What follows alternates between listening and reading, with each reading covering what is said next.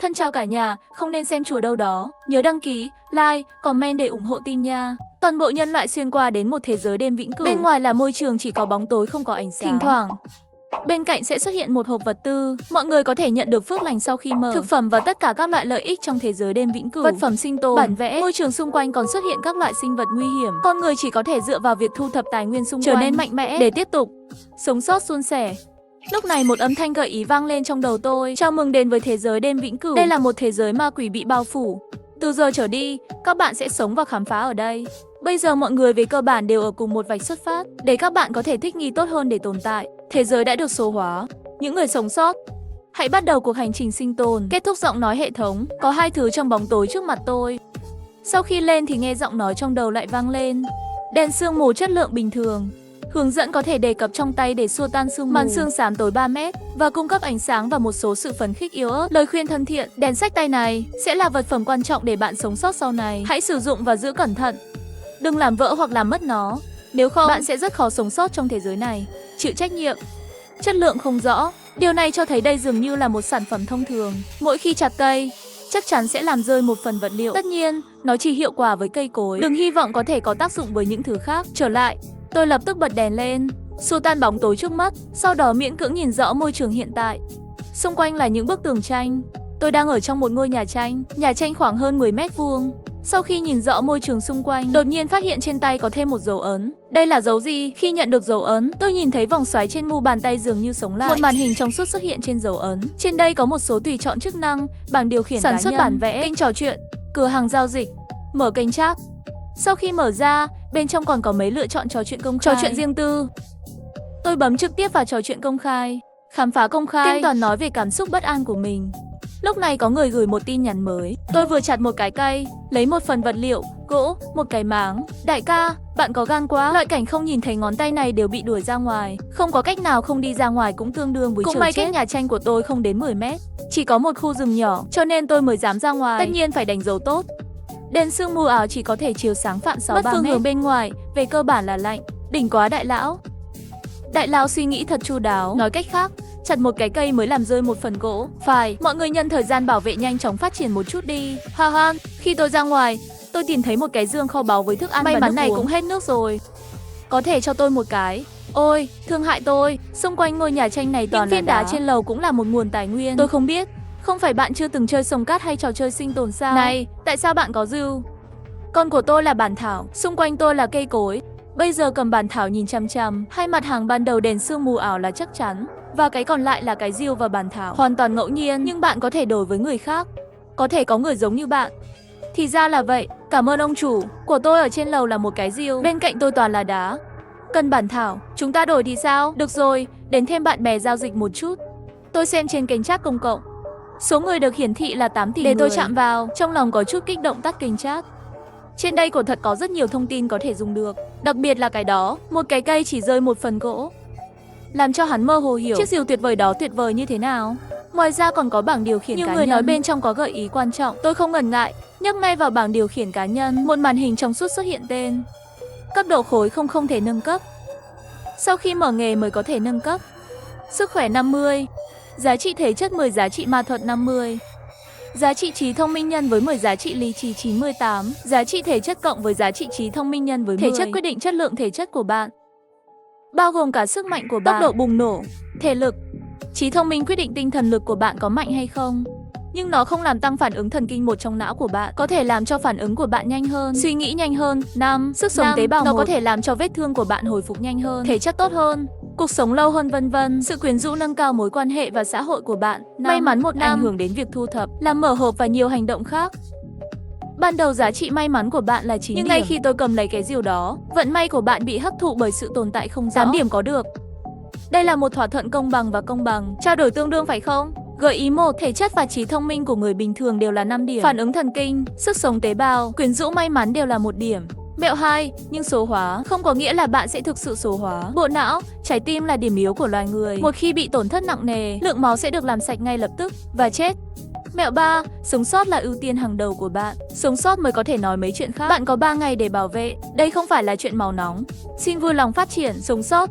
Lời khuyên 4. Muốn sống, hoặc sống tốt hơn.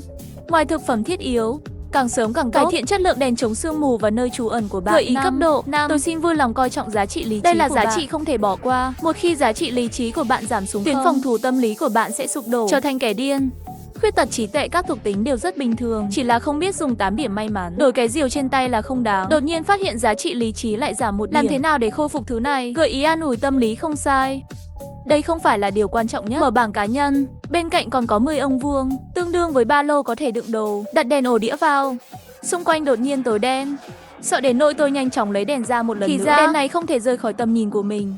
Lúc này tôi đột nhiên phát hiện giá trị lý trí lại giảm một chút. Lý trí đang giá 96 phải không? Chỉ một lúc thôi.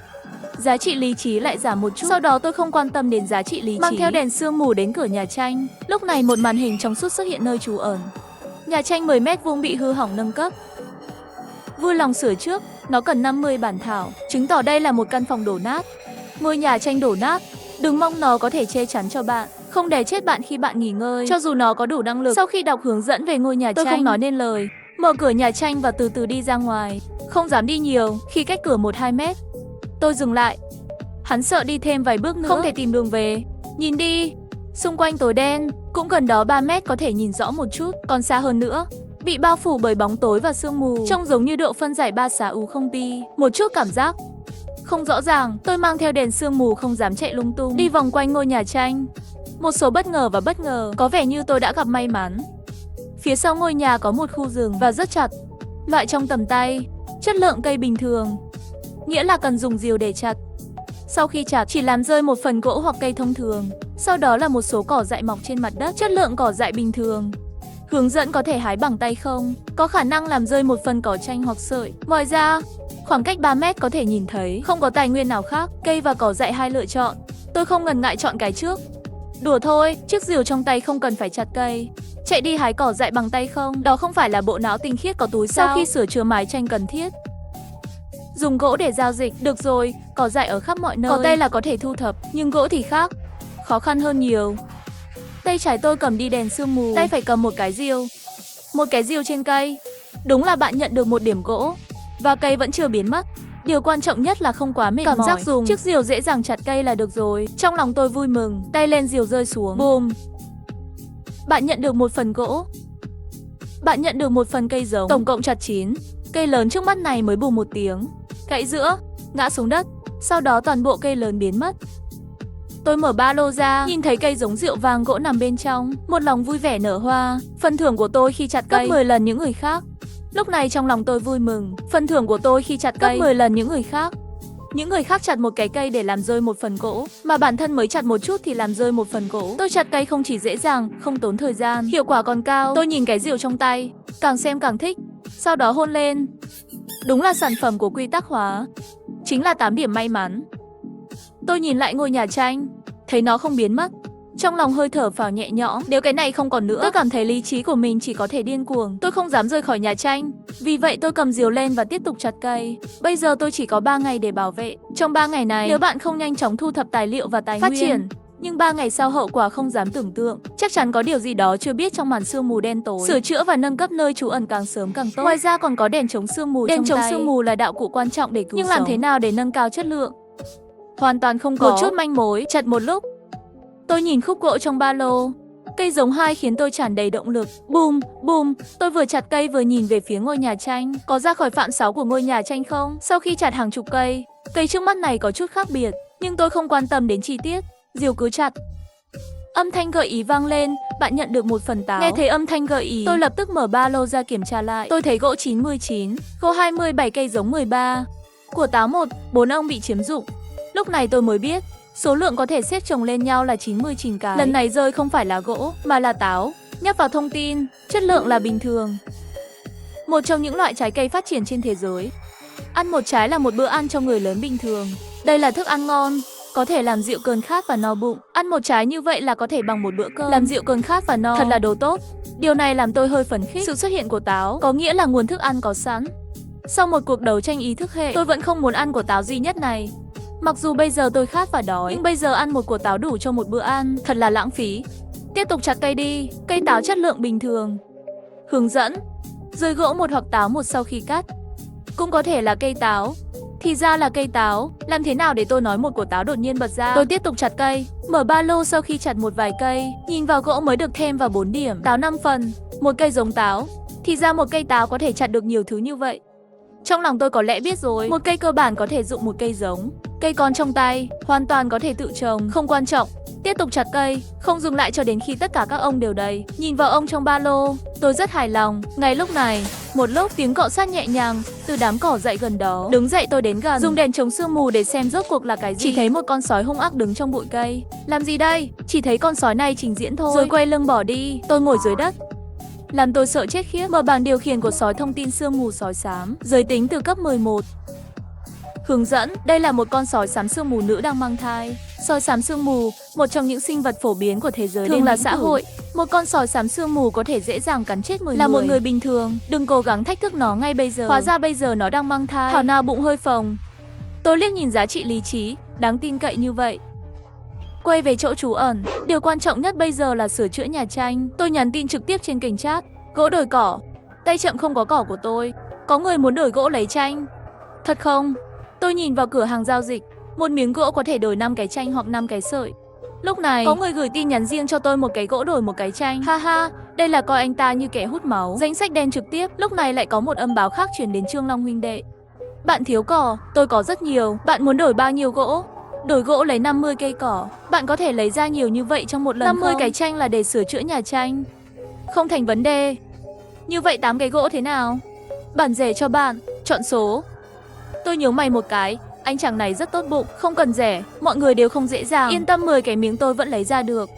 Anh em, người sống sót Trương Long bắt đầu giao dịch với bạn. Đặt gỗ vào tiền giao dịch, nhấp vào OK để hoàn thành giao dịch. 50 bản thảo xuất hiện trước mặt hắn. Bởi vì ba lô thơ đã đầy. Thế là cây cỏ xuất hiện trong nhà. Có sửa chữa hay không? Xác định sửa xong rồi. Nhà tranh 10 mét vuông, giá trị mạnh mẽ 50. Hướng dẫn, đây là một căn nhà tranh khá đẹp. Ít nhất, bạn không cần phải lo lắng khi bạn ngủ sẽ sụp đổ và giết chết bạn. Lần sau nâng cấp, 10 phần gỗ mở ba lô. Nhìn đây 5 phần 9, 19 gỗ. Tôi chìm trong suy nghĩ, cứ cảm thấy như bạn đang chơi hack, phiên bản trò chơi sinh tồn giống nhau. Quên đi, vẫn là nâng cấp nhà gỗ đi. Có nâng cấp hay không xác định nâng cấp hoàn thành. Nhà gỗ cấp 1 của nơi trú ẩn 10 mét vuông. Chất lượng bình thường. Giá trị chắc chắn 100, nghĩa là có thể tránh gió và mưa. Có khả năng phòng thủ nhất định, chỉ là một nơi trú ẩn. Tiếp tục nâng cấp đi, nó sẽ là vật bảo đảm cho bạn sống sót. Lần nâng cấp tiếp theo cần gỗ 20. Đá 10, gọi nhiều hơn, danh sách chất lượng và giá trị chăm sóc nhiều hơn 50 điểm. Xem bạn có thể đổi gỗ lấy đá không? Mở kênh trao đổi, tìm thấy Trương Long gửi yêu cầu kết bạn. Suy nghĩ một chút, đồng ý với yêu cầu kết bạn của anh. Thế giới này quá nguy hiểm, khả năng của một người có hạn. Bên kia Trương Long gửi tin nhắn rồi: bạn ơi, cảm ơn bạn đã đồng ý kết bạn. Không sao đâu, nhiều bạn bè nhiều lựa chọn sai. Bạn có đá không? Huynh đệ, chắc là bạn cần đá để nâng cấp nhà gỗ. Bạn có thể lấy được đá. Tôi có một người bạn, bên cạnh nơi trú ẩn của anh ta toàn là đá. Tôi có thể giới thiệu cho bạn. Vậy phiền bạn rồi. Không sao, chúng ta đều là những người sống sót. Không giúp được sao? Chờ một chút, tôi sẽ nói với bạn tôi.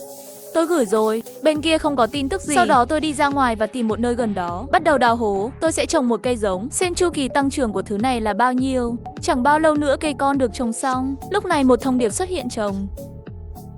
Chất lượng cây giống trạng thái bình thường. Không tưới nước cho ăn bón phân. Mô tả chu kỳ tăng trưởng 30 ngày. 30 ngày cho chất lỏng. Đối với tôi trên thế giới vẫn còn quá chậm. Lúc này một giọng nhắc nhở đột nhiên vang lên: chú ý. Đèn phun sương của bạn sắp hết nhiên liệu. Vui lòng bổ sung nhiên liệu càng sớm càng tốt. Đèn sương mù nào hết nhiên liệu. Bổ sung nhiên liệu cần nhiên liệu gì? Kiểm tra nhiên liệu có thể bổ sung trong ba lô là gỗ. Có nên đặt gỗ vào đèn sương mù không? Lời khuyên để đưa vào một gỗ. Có thể để đèn sương mù cháy trong 1 giờ. Đèn sương mù chất lượng hiện tại, bạn có thể đặt tối đa 12 miếng gỗ cùng một lúc, đốt trong 12 giờ. Thấy vậy tôi không nói hai lời, đặt 12 miếng gỗ trực tiếp vào đèn sương mù. Sau khi có đủ nhiên liệu, ánh sáng của đèn sương mù rõ ràng là lớn hơn một chút. Không có nhiều thứ khác, chỉ là gỗ nhiều. Nhìn thấy đèn sương mù trong tay trạng thái ổn định, tôi thở phào nhẹ nhõm. Đột nhiên tôi nhớ ra cái gì, lập tức mở bảng điều khiển cá nhân để xem. Tìm thấy rồi, chính là cái này. Thời gian bảo vệ còn lại 69 giờ. Nói cách khác, thời gian bảo vệ 3 ngày 72 giờ đã qua 3 giờ. 1 giờ cần phải đốt một khúc gỗ. Vậy là có khái niệm về thời gian. Không tốt, cảm thấy hơi gấp. Vậy bón phân cho cây con thì thử xem. Phân bón tự nhiên không ong nhiễm.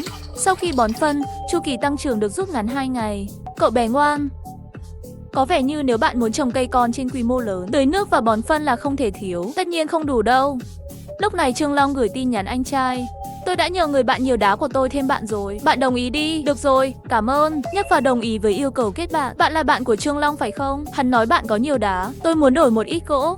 Bạn thấy thế nào? Bạn muốn đổi bao nhiêu? Tỷ lệ là một gỗ đổi một đá không thành vấn đề phải không? Không vấn đề gì. Theo tỷ lệ bạn nói, tôi sẽ đổi 100 viên đá trước. Bây giờ tôi không có nhiều như vậy, chỉ đào được hơn 30 cái. Hơn 30 viên đá được đào trong 3 giờ. Hiệu quả này không tệ. Nhấp vào đồng ý để trao đổi các mặt hàng. Thỏa thuận đã hoàn tất. Nâng cấp trực tiếp nơi trú ẩn. Nâng cấp hoàn thành. Nhà gỗ cấp 2 có thêm diện tích 10 m², thêm 100 điểm chắc chắn. Có thể che mưa, có khả năng phòng thủ nhất định. Một nơi trú ẩn. Tiếp tục nâng cấp đi, đây sẽ là ngôi nhà an toàn của anh. Khi nơi trú ẩn trở nên lớn hơn, tầm nhìn phát triển, bạn có thể thấy rất nhiều tài nguyên gần đó. Chờ cây con. Không sao, cây con cũng dịch chuyển theo. Không tệ, tôi quay lại chỗ trú ẩn. Trực tiếp nâng cấp lại nhà gỗ cấp 3. Giá trị lại tăng lên rất nhiều, có vẻ như tôi cần thêm đá để nâng cấp. Ngôi nhà được mở rộng khoảng 30 m². Cũng xuất hiện số, nhưng vẫn không thấy một tảng đá nào gần đó. Các loại ba lô cũng đầy. Có rồi, trước tiên hãy đến trung tâm mua sắm xem. Có hộp hoặc phương tiện lưu trữ tài nguyên không? Tôi vừa tìm kiếm cửa hàng, trong khi tìm kiếm dương kho báu xung quanh ngôi nhà gỗ. Nhưng với một chút may mắn của tôi, không tìm thấy tài nguyên gì cả. Lúc này, hàng chục trang của trung tâm mua sắm. Cuối cùng cũng có thứ tôi muốn. Hộp lưu trữ tài nguyên là cái này. Với hộp lưu trữ tài nguyên này, bạn có thể giải phóng không gian trong ba lô. Lại qua lại tìm lại mấy lần. Trung tâm mua sắm chỉ treo 3 cái. Tôi thậm chí không nghĩ đến việc mua tất cả. Hộp lưu trữ tài nguyên loại cơ sở này, trước đây hầu như không ai giao dịch. Bởi vì tài nguyên không nhiều, ngay cả ba lô của mình cũng không vừa. Đổi cái này không khác gì lãng phí. Tôi bỏ hết tài nguyên vào thùng. Phân loại tài nguyên, nhìn cái ba lô trống rỗng. Trái tim tôi tê liệt rồi. Sau đó tôi lấy một quả táo vừa đi vừa ăn. Nước ép táo vào thời điểm đó, toàn thân và linh hồn tôi đã sống lại. Ăn no cũng nên làm việc. Bang bang bang, một lúc sau nhìn thoáng qua. Còn lại 77, giảm không tốt lắm.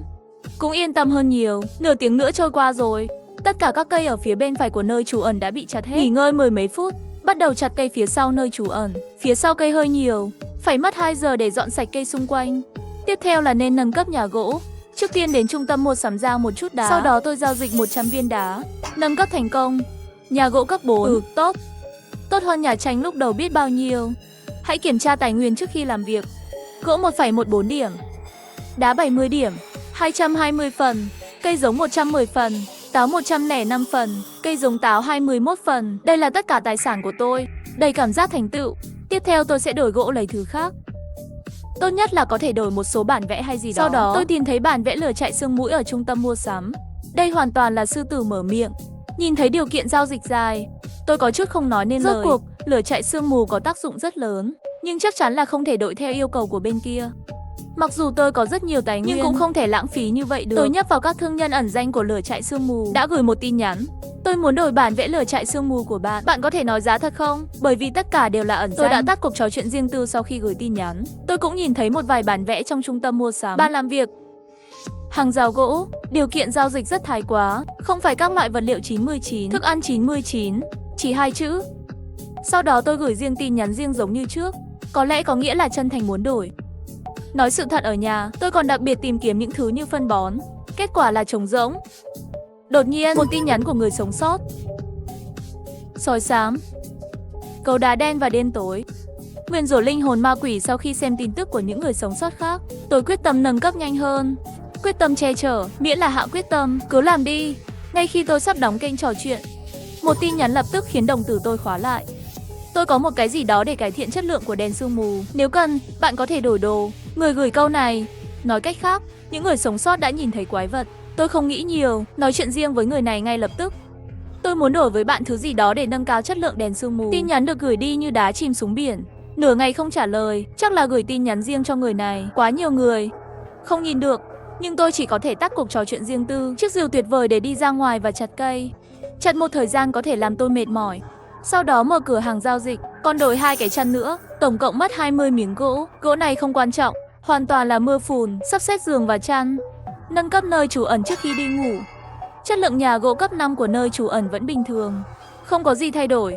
Vật liệu nâng cấp của nhà gỗ cấp 6 cần gỗ 60, đá 50 ban đầu mỗi lít 1 cấp. Số lượng tài nguyên cần thiết phải tăng 10. Giá trị mạnh mẽ tăng 100. Tốt, sau khi xem thông tin nơi trú ẩn, tôi gật đầu. Rồi cuối cùng ngủ. Chặt gỗ một ngày đã sớm mệt mỏi rồi. Mệt quá. Không biết bao lâu rồi. Tôi đột nhiên mở mắt, ngồi dậy khỏi giường gỗ. Trong căn phòng tối, được nghe thấy thở khò khè. Thì ra là nằm mơ, làm tôi sợ chết khiếp.